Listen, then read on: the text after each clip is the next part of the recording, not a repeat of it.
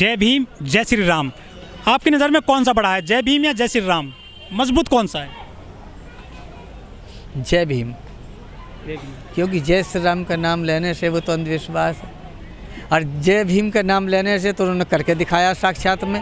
तो सब्जी काटने वाला चाकू जरा तेज रखो, स्पष्ट बोल रही हूँ। ये तो हिंदुओं के लिए कह रही है प्रज्ञा, मुस्लिम के लिए कहेगा कि तुम भी चाकू छुरी पे धार लगा लो, तुम भी तैयार रहो, फिर हमारा अमन चैन या क्या कायम रह सकेगा? हमारे बच्चे पढ़ने जा पाएंगे, हमारे बच्चे नौकरी करने के लिए बाहर जा पाएंगे?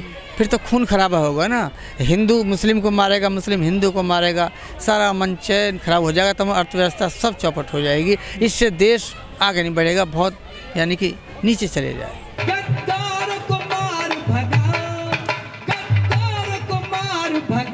ये देश नीलाम हो रहा, ये देश नीलाम हो रहा, अब मिलकर इसे बचाओ, ये देश नीलाम हो रहा, ये देश नीलाम हो रहा। जो इंसान को बांटता हो, जो बयान इंसान को इंसान नहीं रहने देता हो, ऐसे बयान नहीं देना चाहिए।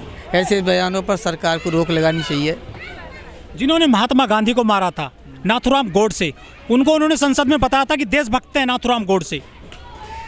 अब वो तो वीर सावरकर को वीर कहते हैं। अब बताओ, जिसने माफ़ी मांग कर जेल से बाहर आया हो उसको वीर कहते हैं? किसी कुछ भी कह सकते हैं। संसद में उन्होंने बात बोली है, जहां 500 550 जो है सदस्य बैठते हैं, कि वो गोडसे देशभक्त थे।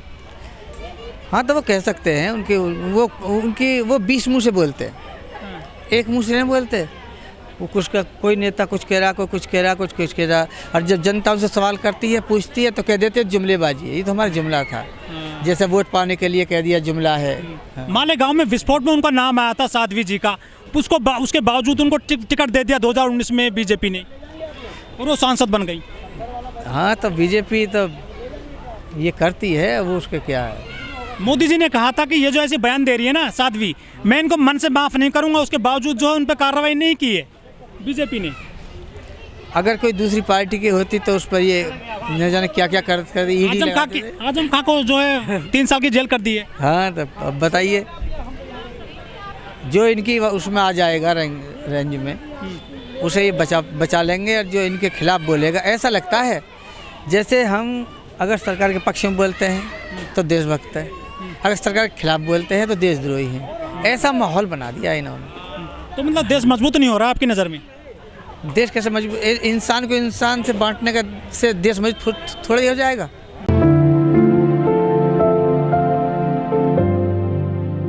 जब इंसान एक साथ मिलकर रहेंगे, हिंदू मुस्लिम आपस में गले मिलेंगे, एक साथ काम करेंगे। देश जो आज़ाद कराया है, ये हिंदू मुस्लिम सिख सभी ने मिलकर कराया। ये एक विशेष कोई धर्म ने नहीं कराया, सभी लड़े इसके लिए। गंभीर जी, आप बुलंदशहर से आते हैं, तो आप देश में दलितों की स्थिति कैसे देखते हैं सर? आप दलित जिसकी नौकरी लग जाती है उसका कुछ जीवन सुधरा है, नहीं तो आज भी दलित उसी स्थान पर खड़ा है जहाँ पहले था। मतलब कोई बदलाव नहीं आया? और वही छुआछूत और भेदभाव आज भी गाँवों के अंदर होता है। आज भी जो है बहन बेटियों के साथ अत्याचार बलात्कार हो रहे हैं, लेकिन कोई सुनने वाला नहीं है। राजस्थान में एक बड़ी घटना हुई थी, इंद्र मेघवाल जो स्टूडेंट था, उसने घड़ा छू लिया था स्कूल में, तो उसकी जो है पीट के हत्या कर दी गई थी टीचर के द्वारा, ऐसा आरोप है। हाँ, तो ये उस मनुस्मृति को लागू करना चाहते हैं, जो पहले खाट पर नहीं, चारपाई पर नहीं बैठने दिया जाता था, पानी नहीं पीने दिया जाता था, और कहीं मंदिरों पर नहीं चढ़ने दिया जाता था। एक बार फिर वो उसी मनुवादी व्यवस्था को लागू करना चाहते हैं। मतलब जो तुलसीदास ने भी कहा था कि ढोल गवार शूद्र पशु नारी ये सब ताड़न के अधिकारी, अगर आप तुलसीदास जी होते तो वो क्या कहते, क्योंकि एक आदिवासी महिला राष्ट्रपति है देश में। देखो, तुलसीदास जब पैदा हुए, जब माहौल कुछ और था, लेकिन आज माहौल कुछ और है। आज हमारा देश संविधान के से चल रहा है। आज कुछ लोग कह रहे हैं कि संविधान को कमज़ोर किया जा रहा है। हाँ, तो उसमें कुछ तो चल ही रहा है। कुछ बिंदुओं को वो उलट पुलट कर रहे हैं, और कुछ वो चल रहे हैं, संविधान के दायरे में चल रहे हैं, लेकिन कुछ बिंदुओं को दरनिकार भी कर रहे हैं। इसलिए संविधान को भी बचाना है, संविधान के लिए भी लड़ाई है हमारी। जो आप ये अपना क्रांतिकारी गीतों के जरिए लोगों में जोश भरते हो, जो पूंजीवादी व्यवस्था से आप टकराते हो, क्या कभी जो समाजवाद की सरकार आएगी देश में, लग रहा है?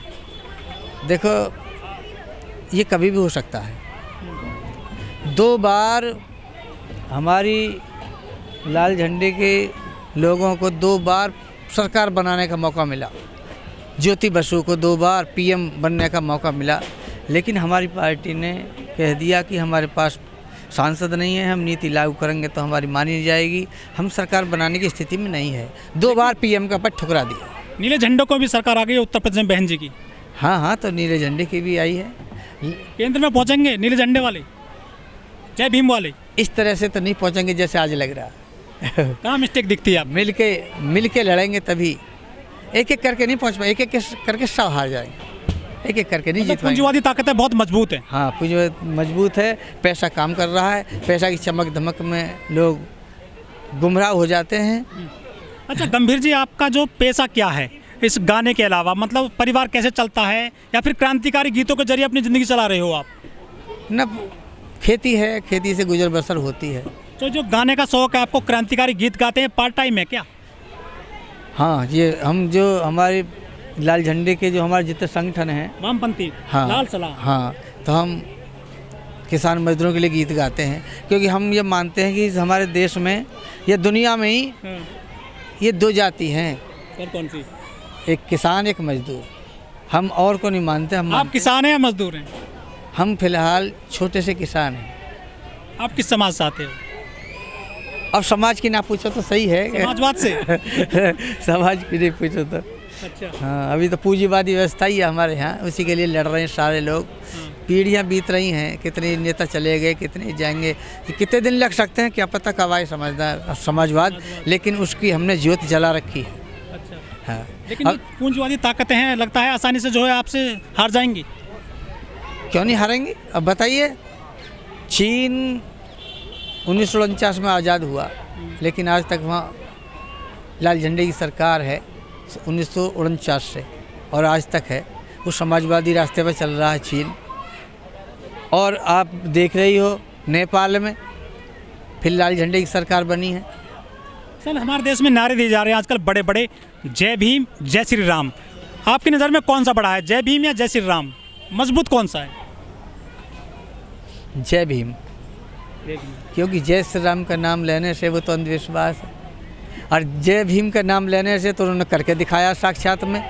हमें आगे बढ़ने के लिए उन्होंने उपदेश दिए हैं, तो हम संविधान में हमें जो ढाला है, हमको जो भी कुछ मिला है उसके दायरे से मिला है, जो उन्होंने संविधान लिखा है। तो जय भीम सर्वोपरि। हाँ, सर्वोपरि। ठीक है गंभीर जी, थैंक यू।